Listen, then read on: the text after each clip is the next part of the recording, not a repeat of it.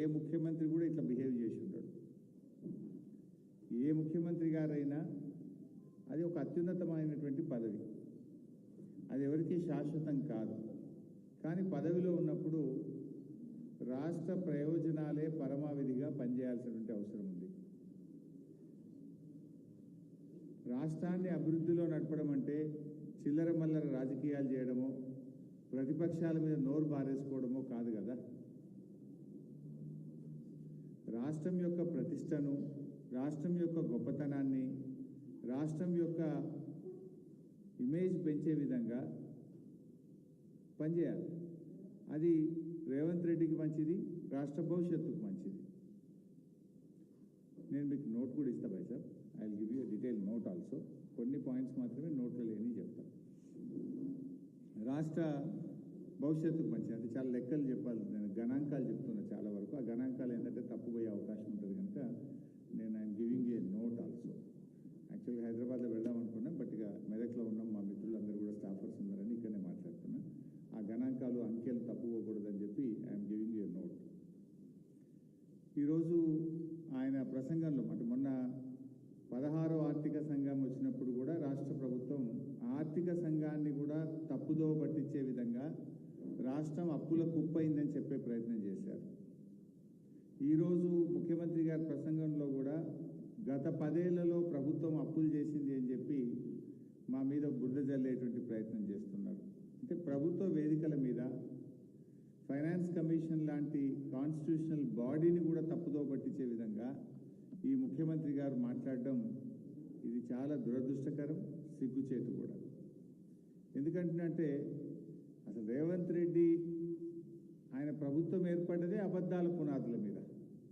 అబద్ధాల పునాదుల మీద ప్రజల్ని నమ్మించి మాయ మాటలు చెప్పి అధికారంలోకి వచ్చిండ్రు. ఏం చెప్పిండ్రు? 100 రోజుల్లో 6 గ్యారెంటీలు అమలైనాయా? కాలేదు. డిసెంబర్ 9 నాడే 2 లక్షల రుణమాఫీ చేసి తీర్తామన్నారు.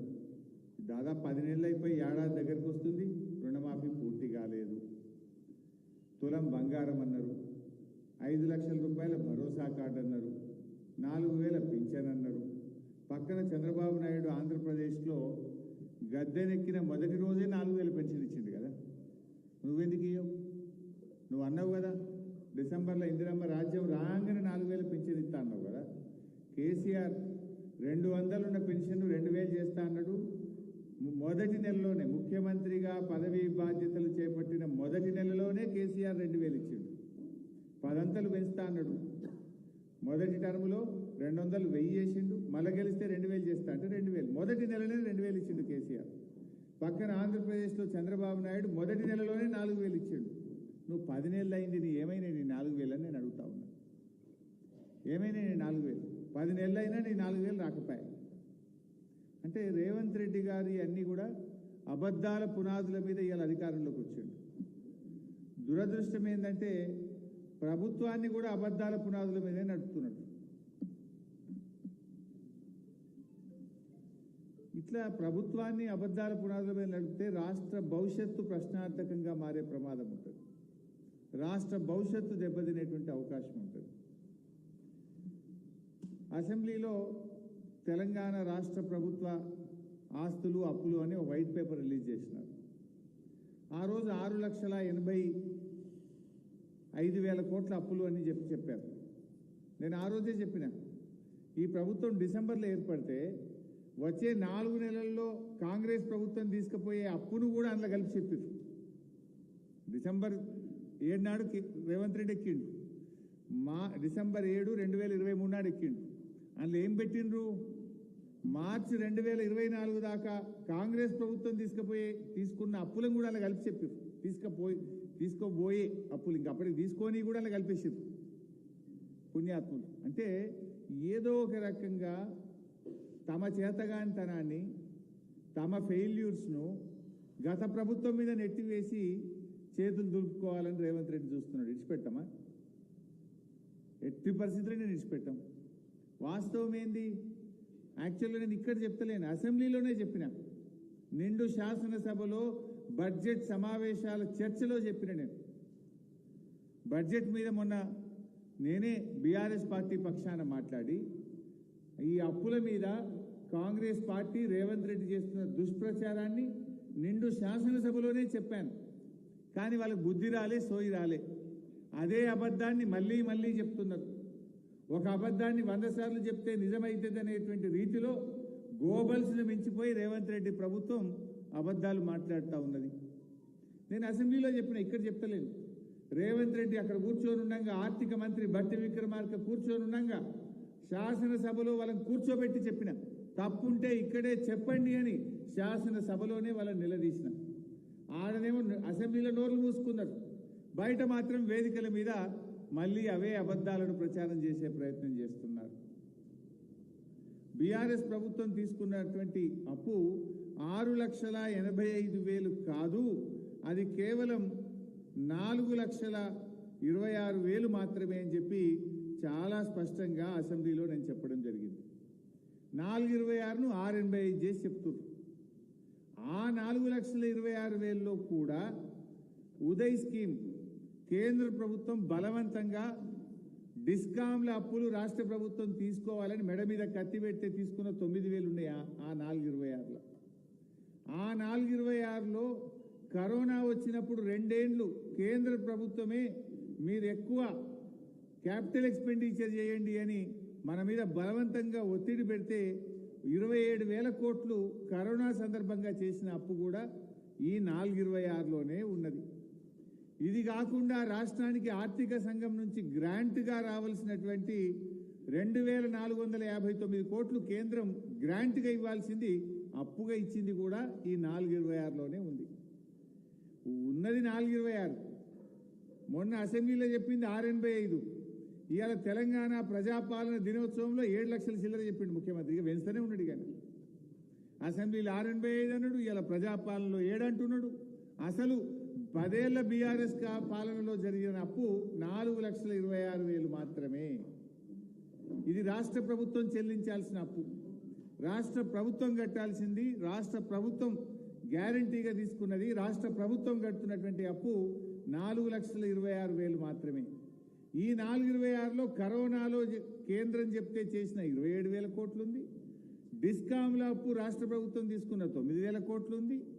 కేంద్ర ప్రభుత్వం గ్రాంట్గా ఇవ్వాల్సిన బదులు అప్పుగా ఇచ్చిన 2,500 కోట్లు కూడా ఇళ్ళనే ఉండదు. అన్ని కలిపితే కూడా 4,26. కానీ అసెంబ్లీలో 6,85 అంటావు, 7 అంటావు. ఇది తప్పు అని నేను నిండు శాసనసభలో కూడా చెప్పిన. అంటే ఎవడైనా నేను దివాలా అంటే రాష్ట్రానికి పరువు ఉంటుందా, పరపతి ఉంటుందా? రాష్ట్రం యొక్క పరపతిని నువ్వు దివాలా చేస్తున్నావు. ఎవడని చెప్పుకుంటాడా? లేనిది చెప్తాడా? ఉన్నది చెప్పాలి. లేనిది కూడా అంటే బీఆర్ఎస్ పార్టీ మీద బురద జల్లబోయి నువ్వు తీసుకున్న గొయ్యిలో నువ్వే పడుతున్నావు. కన్ను తెరువు ఇప్పటికన్నా. పరిపాలించాల్సింది 5 ఏళ్ళు నువ్వు కదా. రాష్ట్రం ప్రతిష్ట దెబ్బతీసి, రాష్ట్రం ప్రతిష్ట మసకబారే విధంగా చేసి, లేని అప్పులను చెప్పి రాష్ట్రం దివాలా తీసిందని నువ్వు చెప్తే జరిగే నష్టం రాష్ట్రానికి, పరిపాలించే నీకు కూడా నష్టం జరుగుతుంది. రాష్ట్రం యొక్క గౌరవం దెబ్బతింటుంది. ఏ మూర్ఖుడు కూడా ఇట్లాంటి పని చేయడు, ఏ పిచ్చి వాళ్ళు కూడా ఇట్లాంటి పని చేయరు. కానీ మీరు దురదృష్టం ఏంటంటే నీకు రాష్ట్ర రాజకీయాల కంటే, నీకు రాష్ట్ర భవిష్యత్తు కంటే నీ రాజకీయాలు ముఖ్యమైపోయింది. నీకు రాష్ట్ర భవిష్యత్తు కోసం పనిచేయాలి. ఎవరు పదవిలో శాశ్వతం కాదు. ఉన్నంతకాలం నిజాయితీగా పనిచేయి, ప్రజల కోసం పనిచేయి, ప్రజలకు ఇచ్చిన మాట మీద దృష్టి పెట్టు. పొద్దుగాలేస్తే నువ్వు కేసీఆర్ను వల్లించకుండా నువ్వు బతకలేవైంది. నీకేమన్నా రోగమా, శాపం ఉందో నాకైతే అర్థమవుతలేదు. మాట్లాడితే కేసీఆర్ని దిగుతావు. నువ్వు ప్రజలకు ఇచ్చిన హామీ ఏంది? ఇప్పుడు ఓట్లున్నాయా, సీట్లున్నాయా? ఇంకా రైతుల గురించి ఆలోచించు, మహిళలకు ఇస్తా అన్న 2,500 గురించి ఆలోచించు, వృద్ధులకు ఇస్తా అన్న 4,000 పెన్షన్ గురించి ఆలోచించు, రుణమాఫీ పూర్తి చేయి, వానకాలం పంట పూర్తవుతుంది, రైతు భరోసా 7,500 చెప్పనై. అరే పిల్లలంతా రోడ్ల మీద పురుగులన్నం తినలేక రోడ్ల మీదకి వస్తున్నారు. ఇవాళ కూడా ఎక్కడో స్కూల్లో రోడ్ల మీదకి వచ్చి మేము తినలేకపోతున్నాం, పురుగులన్నం పెడుతున్నారు అంటున్నారు. గవర్నమెంట్ స్కూళ్ళన్నీ కుప్పైపోతున్నాయి, హాస్టళ్ళు కుప్పైపోతున్నాయి. ఎస్సీ హాస్టళ్లలో ఇదివరకు బట్టలు రాలే, పిల్లలకు బుక్స్ రాలే, పిల్లలకు భోజనం లేదు, కాస్మోటిక్ ఛార్జెస్ లేదు, ఆగమైపోతున్నారు. ఎస్సీ ఎస్టీ గురుకులాల పిల్లలు ఆగమవుతున్నారు. దాని మీద ఆలోచన చేయాల్సిన పని ఇచ్చిపెట్టి పొద్దుదాకా కేసీఆర్ తిట్టుడే. గిదా నువ్వు చేసేది బాధ కలుగుతుంది. పొద్దుగాల అమరవీరుల స్తూపం దగ్గర పోయిండు. ఎవరున్నారే ఫోటోలో చూసిరా మీరు? అంత తెలంగాణ ద్రోహులే ఉన్నారు దాంట్లో. దానం నాగేంద్రనుడు పక్క ఫోటో. ఒక్కనాడైనా జై తెలంగాణ అన్నోళ్ళు కాదు, ఒక్కనాడు తెలంగాణ కోసం కొట్లాడినోడు కాదు. ఈ ముఖ్యమంత్రి ఏమో తుపాకీ పట్టుకొని బయలుదేరినోడు. రే ఎవడరా జై తెలంగాణ అంటాడని తుపాకీ పట్టుకుంటే వెళ్ళింది పుణ్యాత్ముడు. దానం నాగేంద్ర ఒక కట్టెలు పట్టుకుని కొట్లాడిండు తెలంగాణ ఉద్యమకారుల మీద. వీళ్ళు పోయి తెలంగాణ అమరవీరులకు ఇలా శ్రద్ధాంజలి ఘటిస్తుంటే వాళ్ళ ఆత్మ ఘోషిస్తుంది. ఆ ఫోటో చూస్తే బాధ అవుతుంది. అందులో ఉన్న వాళ్ళు ఒక్కలన్నా జై తెలంగాణ రోడెక్కిన వాళ్ళు కాదు, తెలంగాణ ఉద్యమంలో ఒక్కనాడు కొట్లాడిన వాళ్ళు కాదు. వీళ్ళు ఇలా పెద్ద పెద్ద మాటలు మాట్లాడుతున్నారు. సో నేను ఈరోజు కోరేది ఏంటంటే, ఇప్పటికైనా ఈ చిల్లర మల్లర వ్యాఖ్యలు బంద్ చేయండి. ప్రతిపక్షాల మీద నోరు బారేసుకోవడం బంద్ చేయండి. ఇవాళ నేను ఊరు పోయింది ఇప్పుడే, అదేంది మన పాపన్నపేట మండలం ఎల్లాపూర్ అనే ఊరికి పోతే ఒక రైతు అంటుండు, అయ్యి ఏం మాట్లాడు సార్ ఆ ముఖ్యమంత్రి, కానీ ముఖ్యమంత్రి లేకుండా ఆయన ఒక రైతు దోతి కట్టుకున్నాడు, ఏం పేరు నాకు తెలియదు కానీ ఏదో దోతి కట్టుకున్నాడు. ఏంది సార్ కానీ గట్ట మాట్లాడుతుండు, ఏంది సార్ అయినా ముఖ్యమంత్రి గట్ట మాట్లాడతాడు ఎవడన్నా ముఖ్యమంత్రి అని ఒక రైతు, ఆ ఎల్లాపూర్ రైతు అంటుండు నాతో. ఇవాళ ఇది ఏం పద్ధతి, గిట్ట నా గీదా మాట్లాడేది ఏం భాష, చూడబుద్దలేదు సార్ టీవీ అంటుంది. సరే ఇప్పటికైనా నేను ఆయనకు హితవు పలికేది ఒకటే, లేని అప్పులను పెంచుకుంటా చూపియకు, బంద్ చేయి, అన్ని మంచిగా పని చేయి. ఇంకోటి నువ్వు ఎంతసేపు అప్పులను మాట్లాడుతున్నావు కదా, మరి కేసీఆర్ పెంచిన ఆస్తుల గురించి ఎందుకు మాట్లాడు? కేసీఆర్ గొప్పగా ఆస్తులు పెంచిండు కదా. తెలంగాణ రాష్ట్రం ఏర్పడ్డ నాడు 2013-14లో మన తలసరి ఆదాయం 1,12,162 రూపాయలు. మరి ఇవాళ ఎక్కడికి పోయింది మన తలసరి ఆదాయం? 3,47,229. దేశంలో నంబర్ 1 తెలంగాణ. ఈ దేశంలో 28 రాష్ట్రాల్లో తలసరి ఆదాయంలో అగ్రభాగాన తెలంగాణను నిలబెట్టిన కేసీఆర్ గురించో ఆ తలసరి ఆదాయం గురించి నీకెందుకో నోరు రాదు. జిఎస్డిపి మన రాష్ట్ర స్థూల ఉత్పత్తి రాష్ట్రం ఏర్పడ్డ నాడు 4,51,000 కోట్లుంటే ఈరోజు 14,63,000 కోట్లకు పెంచారు. 160% పెరిగింది. దీని గురించి రేవంత్ రెడ్డి నోట్లకెళ్ళి ఎందుకో రాదు. ఇది రాష్ట్ర సంపద పెరిగింది, రాష్ట్రంలో పౌరుల సంపద పెరిగింది, తలసరి ఆదాయం పెరిగింది, ఆస్తుల కల్పన జరిగింది, దేశ జీడిపికి 5.1% మనము కాంట్రిబ్యూట్ చేస్తూ ఉన్నాం. ఇలాంటి మంచి మాటలు రేవంత్ రెడ్డి నోట రావు, అన్ని అబద్ధాలు, గోబల్స్. నిజాలు చెప్పు నువ్వు. ఇలా కాళేశ్వరం ప్రాజెక్టులో ఎన్ని రిజర్వాయర్లు కట్టినాం, పాలమూరు ఎత్తిపోతల పథకంలో ఎన్ని రిజర్వాయర్లు కట్టినాం, మిషన్ భగీరథ ద్వారా ప్రతి ఇంటికి త్రాగునీరు ఇవ్వడానికి ఎన్ని కోట్ల రూపాయలు ఖర్చు పెట్టి వాటర్ ట్యాంకులు, పైప్ లైన్లు వేసి ఇంటింటికి నీళ్లు ఇచ్చిన ఆస్తుల గురించి ఎందుకు మాట్లాడు? నీ మహబూబ్ నగర్ జిల్లాలో 6 లక్షల ఎకరాలకు నీళ్లు ఇచ్చినమే, దాని గురించి ఎందుకు మాట్లాడవు? నువ్వు ఎంతసేపు చిల్లర రాజకీయం, చిల్లర మల్లర రాజకీయాలు, బురద రాజకీయాల్లోనే నువ్వు అంతకాలం వెళ్ళబుచ్చుతున్నావు. చివరికి వెనకలు తిరిగి చూసుకుంటే ఏముండదు. పనుల మీద పడు.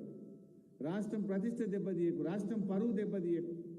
వాస్తవాలు మాట్లాడాలని చెప్పి నేను రేవంత్ రెడ్డికి హితవు పలుకుతా ఉన్నాను. ఈ లెక్కలకు సంబంధించి 685 కాదు 426 ఎట్లా అని అసెంబ్లీలో చెప్పిన ప్రెస్ నోటు, అన్ని వివరాలతో కూడిన ప్రెస్ నోట్ కూడా మీకు అందజేస్తున్నా. ఎందుకంటే ఇది రాష్ట్ర ప్రజలకు తెలవాల్సిన అవసరం ఉంది. అధికార వేదికల మీద రాష్ట్రాన్ని, ప్రజలను తప్పుదో పట్టించే విధంగా రేవంత్ రెడ్డి మాట్లాడుతుంది కనుక ఈ వాస్తవాలు రాష్ట్ర ప్రజలకు అందరికీ వెళ్లాల్సిన అవసరం ఉంది. దయచేసి మిత్రులు